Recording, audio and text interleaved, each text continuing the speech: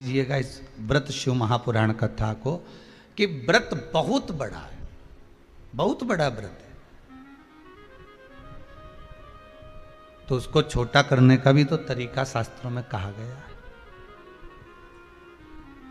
गुरुजी, हरतालिका तीज का व्रत इतना भारी होता है, करवा चौथ का व्रत इतना भारी होता है, तीज का व्रत इतना भारी होता है कि हम कुछ भी नहीं खाते, यहां तक कि मुख में जल भी आता है ना तो उसको भी हम निगल नहीं सकते।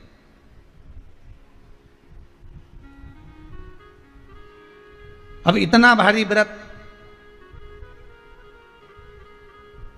और शास्त्र कहता है कि हरतालिका तीज का उद्यापन तो पहले होता ही नहीं, एकादशी का तो हो जाता है।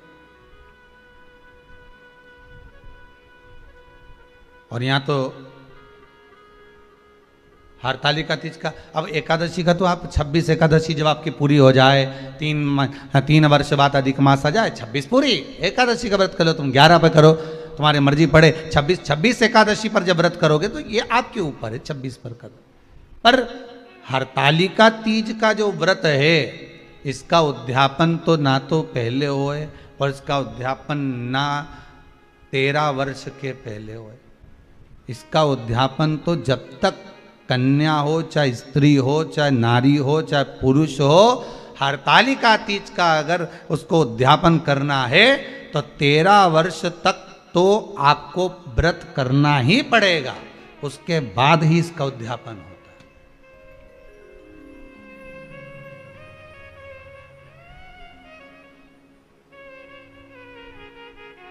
नहीं तो कहीं कहीं की माताएं तो बड़ी होशियार सोच के बैठी थी कि अब की साल उद्यापन कर, तो 13 वर्ष अगर आपके हो गए व्रत करते करते हरतालिका तीज का। हरतालिका तीज जानते हो ना?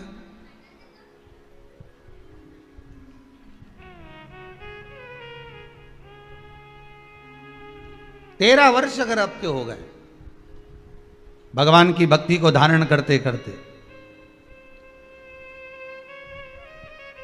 13 वर्ष अगर आपके हो गए हैं भगवती स्मरण करते करते,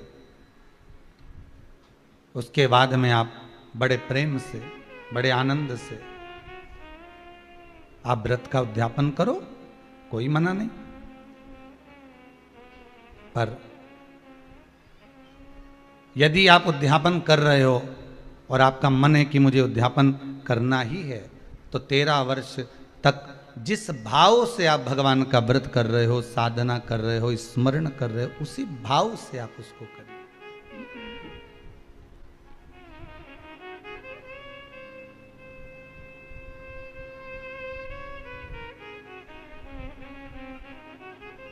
गणेश चतुर्थी के एक दिन पहले आ जाती है, सहज भाषा में समझ लो तीज को, हस्त नक्षत्र तृतीया। उसमें सबसे ज़्यादा जरूरी है हरतालिका तीज का पूजन अगर आप कर रहे हो, और हरतालिका तीज का अगर आप स्मरण कर रहे हो, तो उसमें सबसे ज़्यादा अगर कोई जरूरी है तो शंकर भगवान जहाँ विराजमान होते हैं उनके ऊपर उनकी 5 कन्याओं का होना जरूरी है। मतलब ऊपर फुलेरा बंधना जरूरी। फुलेरा का मतलब जानते हो?